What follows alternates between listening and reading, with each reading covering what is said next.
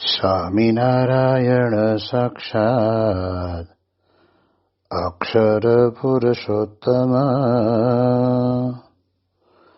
સર્વેભ્ય પરમાં શાંતિં આનંદં સુખમર્પયે. શ્રી સ્વામિનારાયણ ભગવાનની જય. શ્રી અક્ષર પુરુષોત્તમ મહારાજની જય. શ્રી ગુણાતીતાનંદ સ્વામી મહારાજની જય. શ્રી પ્રમુખ સ્વામી મહારાજની જય. શ્રી મહંત સ્વામી મહારાજની જય. પ્રગટ ગુરુ હરિ પરમ પૂજ્ય મહંત સ્વામી મહારાજની આજ્ઞા અને આશીર્વાદથી આપણે બધાએ નિત્ય પ્રાતઃ કથાનો લાભ લઈ રહ્યા છીએ. આજે આપણા માટે એપ્રિલ મહિનાની 10મી તારીખ અને બુધવારનો પરમ પવિત્ર દિવસ છે અને 1212મી સભા થાય છે અને કહત હૈ સહજાનંદ એ વિષય ઉપર 863મો દિવસ થાય છે. આજનો દિવસ એટલે કેલેન્ડરની અંદર આજની 10મી તારીખની રજા ચેટી ચાંદની છે અને એ દિવસે આપણે ગરડા પ્રથમ પ્રકરણના 56ના વચનામૃતની અંદર મહારાજ પોતે આપણને કહે છે કે જેટલો આપણને ભગવાનનો જેમ છે તેમ મહિમા સમજાયો હોય તો પછી આપણી ઉપાસનામાં કોઈ પણ પ્રકારે આપણે ફેરફાર થાય નહીં. એટલે મહારાજ વચનામૃતમાં કહે છે કે પોતાના ભક્ત છે તેમણે નિરંતર સેવ્યા એવા જે ભગવાન છે અને જ્યારે બ્રહ્માંડનો પ્રલય થઈ જાય છે ત્યારે આ પ્રગટ ભગવાન છે તે એક જ રહે છે અને પછી સૃષ્ટિ રચવાને સમય પણ પ્રકૃતિ પુરુષ દ્વારે કરીને અનંત કોટી બ્રહ્માંડોને એ જ ભગવાન ઉપજાવે છે.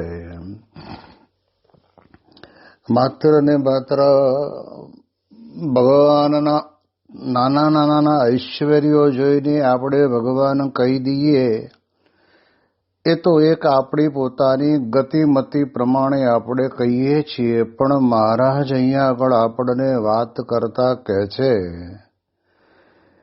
કે આવા ભક્તોએ પોતાના ધામને વિશે ભગવાનની સેવામાં જોડાયેલા રહ્યા છે એવા જે ભગવાન તે જ્યારે બ્રહ્માંડનો પ્રલય થઈ જાય.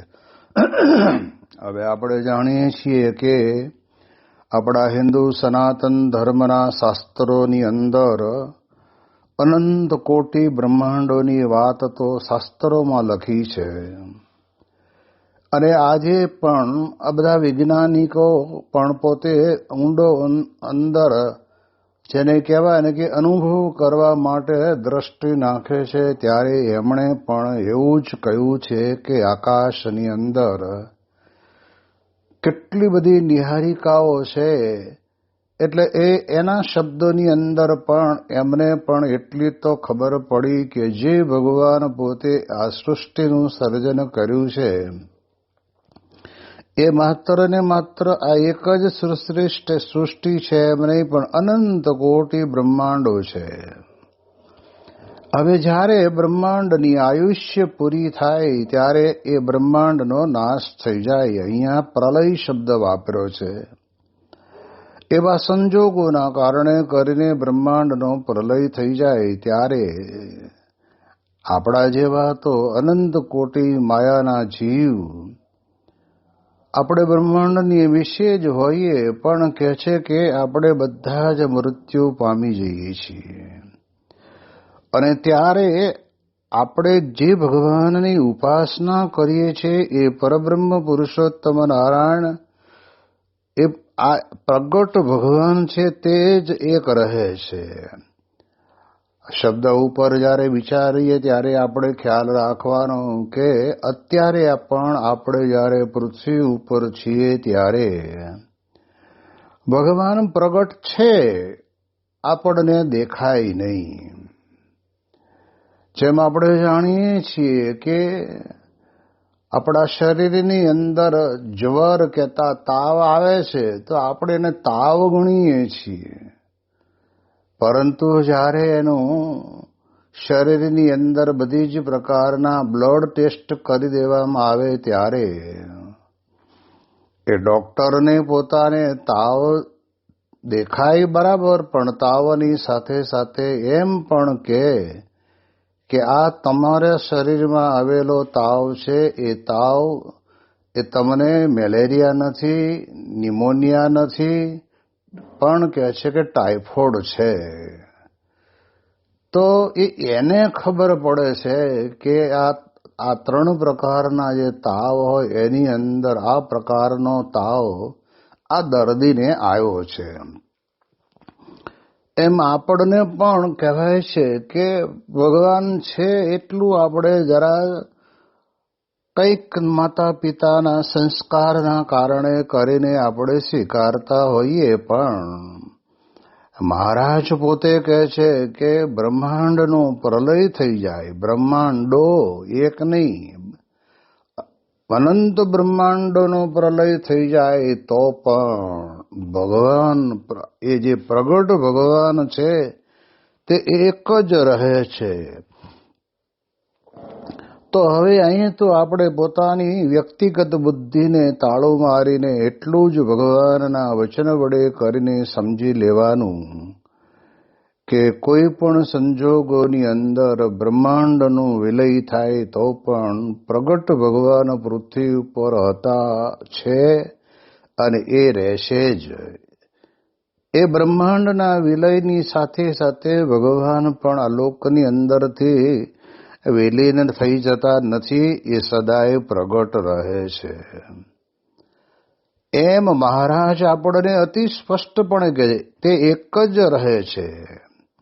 અને આપણે સમજી રાખવાનું કે ભગવાન જ્યારે પોતે સ્વયં આવા અનંત કોટી બ્રહ્માંડોના પ્રલયો થાય અને ત્યારે તે વખતે એ પોતે એક જ રહેતા હોય તો એના કારણે કરીને બીજું સૃષ્ટિનું સર્જન કરવું હોય ત્યારે મહારાજ બહુ સ્પષ્ટપણે આપણને આમાં લખીને બતાવે છે કે ત્યારે સૃષ્ટિ જ્યારે રચવી હોય ત્યારે પ્રકૃતિ પુરુષ દ્વારા કરીને અનંત કોટી બ્રહ્માંડોને એ જ ભગવાન ઉપજાવે છે. નિમિત્ત તો કોઈ જોઈએ નહીં. કરોડપતિ પોતે બંગલો બનાવરાવે, પણ બનાવવા વાળો તો કઈ કારીગર લોકો, કડિયા કામ કરનારા મજૂરો, પછી ધાબુ ભરવા વાળા એ લોકો, આ બધી પ્રકારની ટાઇલ્સ કે કોટાસ્ટોન બેસાડનારા એ બધા તો જોઈએ જ ને.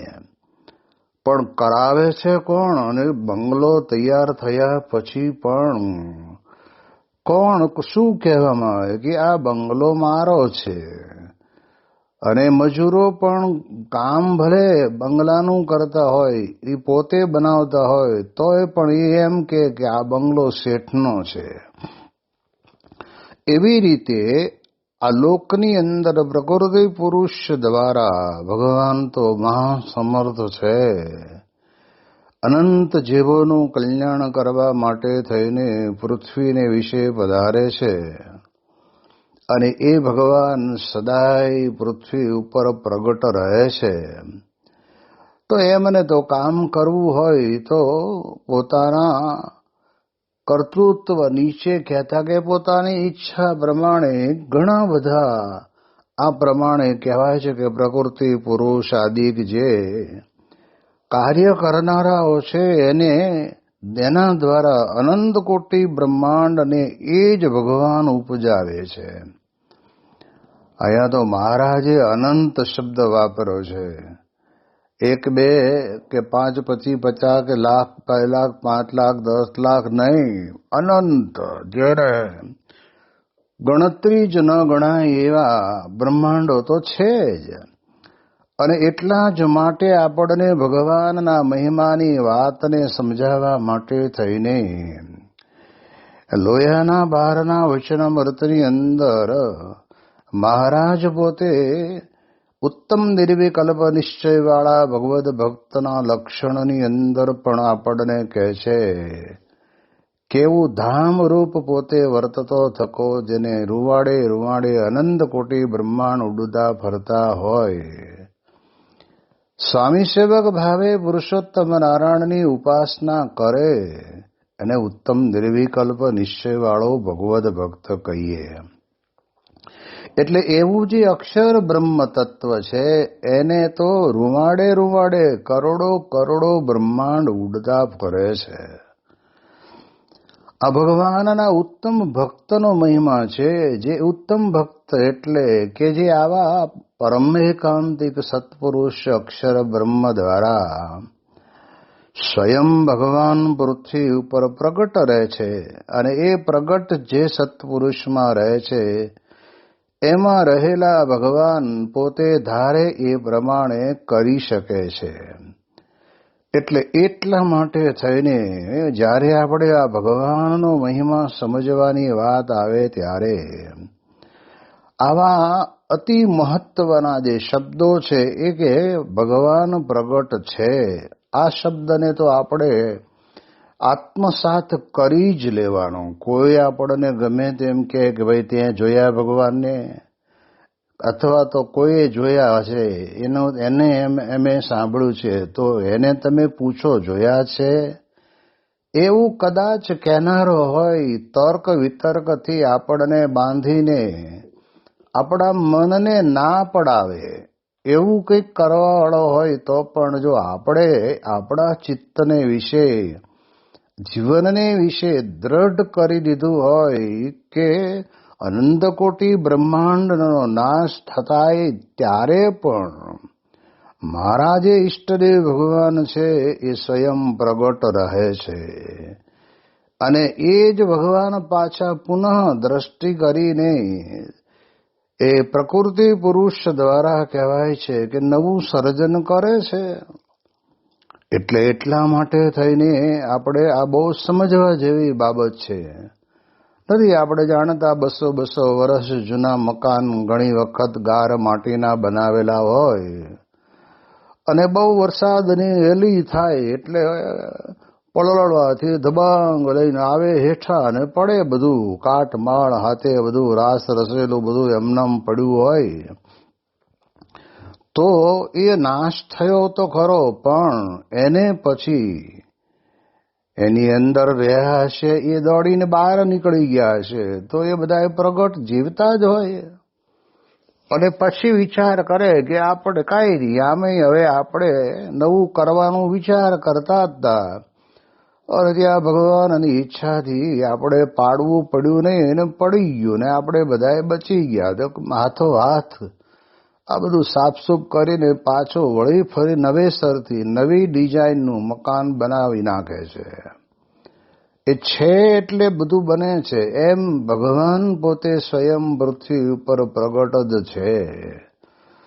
એટલે આ એક અંતરની અંદર દ્રઢતા કરવાની, ભગવાનનો મહિમા સમજવો એટલે માત્ર ને માત્ર ભગવાનના નામનું સ્મરણ કરવું એ સારું છે, પરંતુ એ ભગવાન સદાય પ્રગટ છે.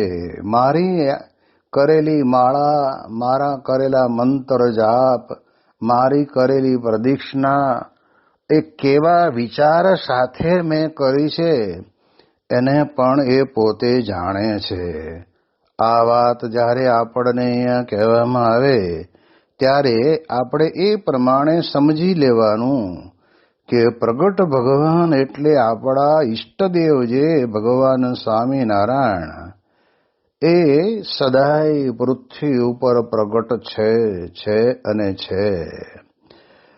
અને મહારાજમાં એવું ઐશ્વર્ય છે કે એ પોતે જાતે નક્કી કરે કે મારે આ કામ આ વ્યક્તિ પાસે કરાવવું છે, તો એ વખતના સમયની અંદર પ્રકૃતિ પુરુષ દ્વારા કરાવે.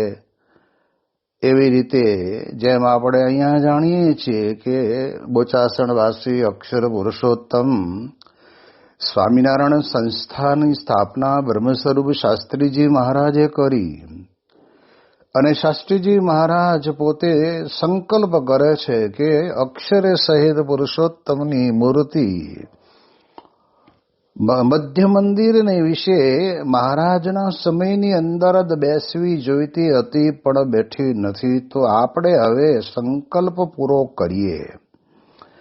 અધૂરો સંકલ્પ ભગવાન સ્વામિનારાયણનો હતો, એને પૂરો કરવા માટે થઈને દેહે કરીને કેટલી બધી પ્રકારના કષ્ટો વેઠવા પડ્યા, છતાં પણ એ ક્યારેય પણ પાછી પાની એમણે કરી નથી. એવા બ્રહ્મ સ્વરૂપ શાસ્ત્રીજી મહારાજ પોતે બોચાસણની અંદર જ્યારે મંદિરના ખાત વિધિ કરે છે અને મંદિર નિર્માણ શરૂ કરે છે, તો કરતા ભગવાન જેમ છે એમ અહીંયા આગળ બ્રહ્મ સ્વરૂપ શાસ્ત્રીજી મહારાજ માં ભગવાન સ્વામિનારાયણ પોતે સંકલ્પ કરે છે. આ વાતને આપણે જો બરાબર વિચારીએ, પ્રસંગને સાંભળીને, તો ખ્યાલ આવે. આમ સામાન્ય રીતે આપણે જાણીએ છીએ કે ચાલો વરતાલથી બહાર નીકળ્યા છે તો હવે કોઈક સ્થાન તો કરવું પડે.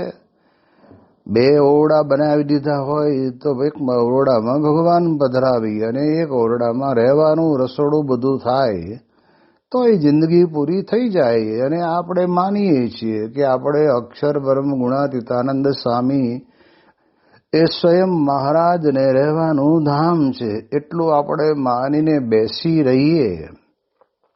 આ એવા પુરુષ નહોતા. એટલે જ્યારે પછી બહુ સમય પછી જ્યારે ફાગણી પૂનમ ઉપર આણંદની અંદર નિર્ણય લેવાનો હતો ને ત્યારે બધાએ પોતપોતાના મત કહ્યા. અને તે વખતે બધાએ કહ્યું ત્યારે તે વખતે કહે છે કે આપણે બધાએ કહીએ છીએ બરાબર છે, પણ શાસ્ત્રીજી મહારાજને પૂછો ને એમની શી મરજી છે. અને ત્યારે તે વખતે પૂછ્યું ત્યારે કે સ્વામી આપની શી મરજી છે, ક્યાં મંદિર કરવું છે, ક્યાં સ્થાન કરવું છે, ચાલો અમે સેવા કરવા તૈયાર છીએ. અને ત્યારે શાસ્ત્રીજી મહારાજ પોતે આ લોકની દ્રષ્ટિએ આપણે જોવા જઈએ તો પંચભૂતનું શરીર ધારણ કરેલા પુરુષ હતા. એમને અપમાન અને જેને કહેવાય ને કે તિરસ્કાર તો સ્વાભાવિક રીતે શરીરને અસર કરતા હોય, પણ એ અપમાન અને તિરસ્કારમાં પડેલા નહોતા. એને એની ચિંતા નહોતી. મનની અંદર એક જ વિચાર હતો કે આપણે મહારાજની જોડે મધ્યખંડની અંદર એમના ઉત્તમ ભક્ત જે અક્ષર બ્રહ્મ, જે વાતને મેં ભગતજી મહારાજને મારા ગુરુ વિજ્ઞાનાનંદ સ્વામી પાસેથી સાંભળી છે, એ વાતને બીક રાખ્યા વગર કોઈ પણ પ્રકારની મરવાની તો બીક જ નહીં, મરણિયા થઈને એમણે જે બરાબર સંકલ્પ કરેલો હતો એ સંકલ્પનો અંતરની અંદર દ્રઢાવ હતો.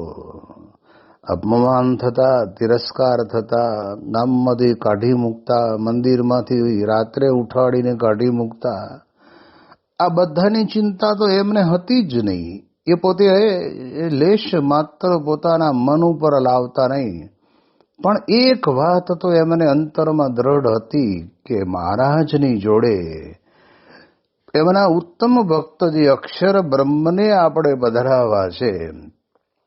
અને જ્યારે હરિભક્તોએ પૂછ્યું કે સ્વામી આપની શી મરજી છે, આટલા બધા ગામ કીધા, કોઈએ છાણી કીધું, કોઈએ બામણગામ કીધું, કોઈએ વસો કીધું, કોઈએ બોચાસણ કીધું, કોઈએ આણંદ કીધું. અને ત્યારે શાસ્ત્રીજી મહારાજ ધીરે રહીને, કેવા સ્થિત વર્ગના પુરુષ હશે, તો શાસ્ત્રી મહારાજ કહે છે કે આપણી શી મરજી? આપણે બહાર નીકળ્યા છીએ આપણી મરજીથી નીકળ્યા જ નથી. આ પહેલો એક એમના અંતરનો આ ઉદ્ગાર આપણને એમના જીવન વિશેની આપણને ભાવના દેખાડે છે. નહીતર શું થાય, નીકળતા નીકળી ગયા છીએ ને હવે સારું ભેગું થશે નહીં, હવે પાછાય જવાશે નહીં ને જઈશું તો લોકો કહે છે કે જો ને આવ્યા ને પાછા. આવો કોઈ વિચાર શાસ્ત્રીજી મહારાજના અંતરમાં નહોતો. એ એવી રીતે નહોતા નીકળ્યા તો મહારાજને વિનંતી કરીને કે અમારે તો આપનાથી અણુ માત્ર છેટા પડવું નથી, પણ આપની સાથે મધ્યખંડની અંદર આપના ઉત્તમ ભક્ત અક્ષર બ્રહ્મને યુગલ ઉપાસનાનું પ્રવર્તન કરવા માટે નીકળીએ છીએ, માટે ભેગા આવજો. અને એ એટલો અંતરની અંદર દ્રઢ વિશ્વાસ હતો ને કે જેના કારણે કરીને શાસ્ત્રીજી મહારાજ પોતે બહાર નીકળે છે. દોઢ દાડે તો ખીચડી ભેગા થાય છે, પછીના દિવસો કેવા જશે એની અમને ચિંતા નહોતી. પણ ત્યારે શાસ્ત્રીજી મહારાજ બોલ્યા કે આપણી શી મરજી? આપણે ક્યાં આપણી મરજીથી બહાર નીકળ્યા છીએ? મરજી તો ભગવાનની મરજીથી આપણે નીકળ્યા છીએ, તો આપણે ભગવાનની મરજી હોય એમ કરીએ. અને ત્યારે બધા ભક્તો હાથ જોડીને કે હા હા સ્વામી બોલો. અને ત્યારે શાસ્ત્રીજી મહારાજ બોલ્યા કે મહારાજે પોતે બોચાસણની અંદર કાશીદાસ મોટાને કોલ આપેલો કે અમે અહીં આગળ મોટા મંદિરનું ખાત કરીશું અને અહીંયા 3 શિખરની અંદર અમારા ઉત્તમ ભક્તની સાથે અમે અહીંયા બિરાજમાન થશું. આ વાત માત્ર ને માત્ર કે શાસ્ત્રીજી મહારાજે ઉપજાવી કાઢેલી નહોતી. સંપ્રદાયના ઇતિહાસની અંદર કાશીદાસ મોટાને મહારાજે કોલ આપેલો હતો. એ કોલ પ્રમાણે જ શાસ્ત્રીજી મહારાજે કહ્યું કે મરજી મહારાજની તો બોચાસણમાં કરવાની હોય એવું દેખાય છે. જેને રોમ રોમ અખંડ ભગવાન પ્રગટ વિરાજમાન હોય એ પોતે પોતાના ઈષ્ટદેવની મરજી વિરુદ્ધ ક્યારેય પગલું મૂકે જ નહીં.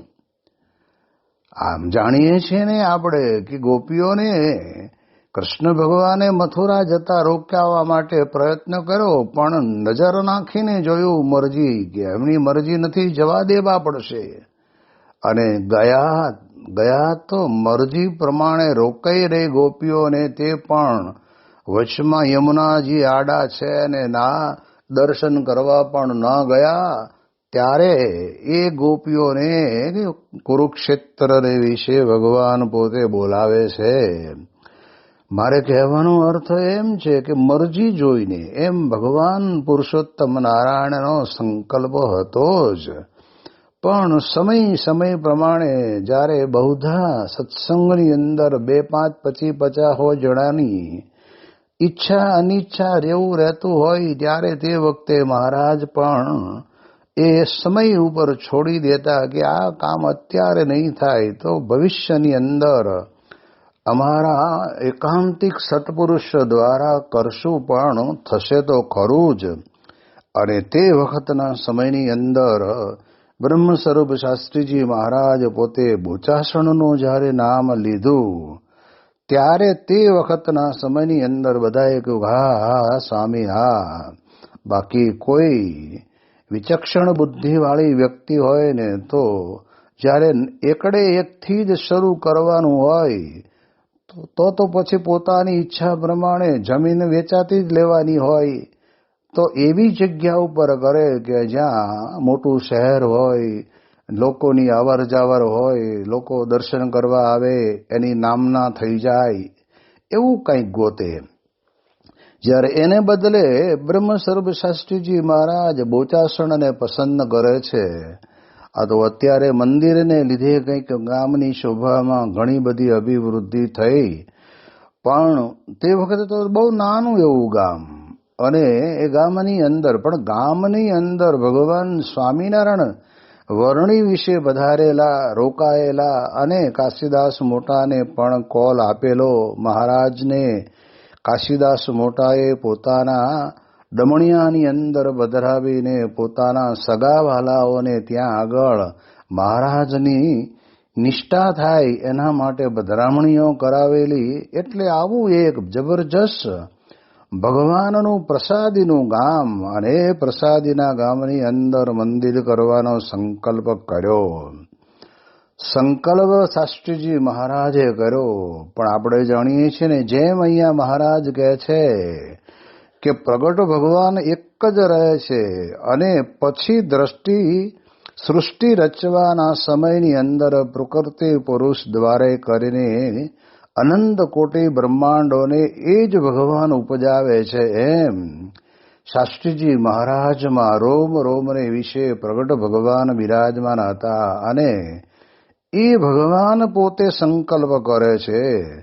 અને 50 જેટલા હરિભક્તો, આમાં આપણે ગણતરી કરવા જઈએ ને તે વખતે તો બધાએ ખૂબ સારી પેઠે એ મંદિર નિર્માણની અંદર આર્થિક સહયોગ આપીને લખણી કરી અને કહ્યું સ્વામીએ કે બસ પછી જરૂર પડશે ત્યારે કહીશું. એમ છતાં પણ કાંઈ એટલા પૈસાથી તો મંદિર થવાનું હતું જ નહીં. પણ શાસ્ત્રીજી મહારાજનો ભવ્ય સંકલ્પ હતો કે મંદિર નિર્માણની અંદર ઘરે ઘરે જોડી માગીશું. જે કંઈ અનાજ આવે એ અનાજની અંદરથી ઠાકોરજીનો થાળ પણ થાય, અને બાકી વધે એમાંથી ઘી તેલ લાવવું પડે તો એ લાવીએ, અને કડિયા અને મજૂરોના પગાર ચૂકવવા પડે તો એ પણ ચૂકવીએ. તો કામ કરનારા તો તે વખતે સંપૂરા જે જ્ઞાતિની અંદર આ બધા મંદિરોના નિર્માણ કરવાનું કામ કરતા હોય છે એ લોકો કરતા હોય. પણ એમાં રહીને કર્યું શાસ્ત્રીજી મહારાજે આટલું જ ઝડપથી, જેને કહેવાય ને 6 મહિનાની અંદર પાયા ખોદ્યા પછીના કોઠલા તૈયાર કરી દીધા. અને એમાં શાસ્ત્રીજી મહારાજે ધામધૂમથી મંદિરની પ્રતિષ્ઠા કરી. અક્ષર અને પુરુષોત્તમ મહારાજ, લક્ષ્મી નારાયણ દેવ, હરિકૃષ્ણ મહારાજ પધરાવ્યા. અને શાસ્ત્રીજી મહારાજ પોતે બોલ્યા કે આપણે લક્ષ્મી નારાયણ દેવ પધરાવીએ એટલે આખા વિશ્વની લક્ષ્મી અહીંયા આગળ તણાઈને આવશે.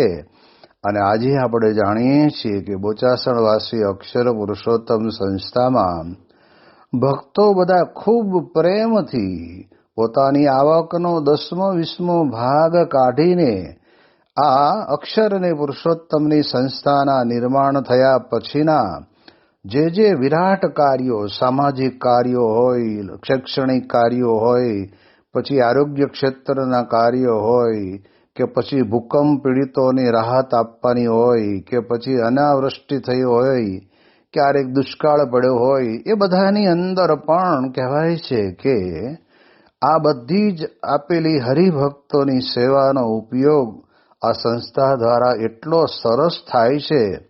અને એના કારણે કરીને લોકોને પણ સત્સંગનો વિશેષ રંગ લાગે છે. એ પણ આપણે જાણીએ છીએ. એટલે અહીંયા મહારાજ એમ કહે છે કે પ્રગટ ભગવાન એક જ રહે છે. એમ સ્વામી કહે છે કે મા જગતની અંદર ઘણા બધા જીવ જીવતા હોય છતાં પણ જો એને પ્રગટ ભગવાનનો મહિમા સમજાણો નથી તો છે છતાં પણ નથી. જેમ ભાગવતની અંદર કહ્યું ને કે દુર્ભગોબત લોકોયમ યાદવો નિતરામ અપી.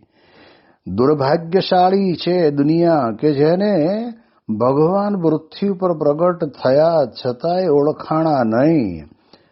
પણ એની અંદર અતિશય દુર્ભાગ્યશાળી તો કહેવાય કે યાદવો નિતરામ આપી, કે પોતાના કુટુંબની અંદર, પોતાના પરિવારની અંદર જ્યારે ભગવાન પ્રગટ્યા તો એમને પણ ઓળખી ન શક્યા. તો અમારી નાતના છે અને મોટા છે ને રાજા છે એવું કાંઈક સમજ્યા હશે એને લહેર કરી. પણ સ્વામી કહે છે કે પ્રગટ ભગવાન આ પૃથ્વી ઉપર વિચરે છે, અને એ જ ભગવાન પોતે સંતોમાં પ્રેરણા કરી, હરિભક્તોમાં પ્રેરણા કરી અને એવું જબરજસ્ત મંદિરના નિર્માણનું કાર્ય કર્યું. તો એક બોચાસણના મંદિર પછીનો ઇતિહાસ અત્યાર સુધીનો તપાસ કરીએ તો ઉપરા-ઉપરી મંદિરો, દ્વારા મંદિરો અને 50 જેટલા તો શિખરબદ્ધ મંદિરો, 4 જેટલા મોટા મોટા અક્ષરધામ અને વિદેશની ધરતી ઉપર 100થી ઉપરાંત મંદિરોના નિર્માણો થયા, ત્યારે એ ભગવાન પ્રગટ છે તો જ આ બની શકે, એ સિવાય શક્ય નથી. માટે ભગવાનનો મહિમા સમજવો હોય ત્યારે આ બ્રહ્માંડનો પ્રલય ભલે થાય પણ આપણા ઈષ્ટદેવ ભગવાન સદાય પ્રગટ રહે છે. એની વિશેષ વાતો આપણે આવતીકાલે કરીશું. શ્રી સ્વામિનારાયણ ભગવાનની જય.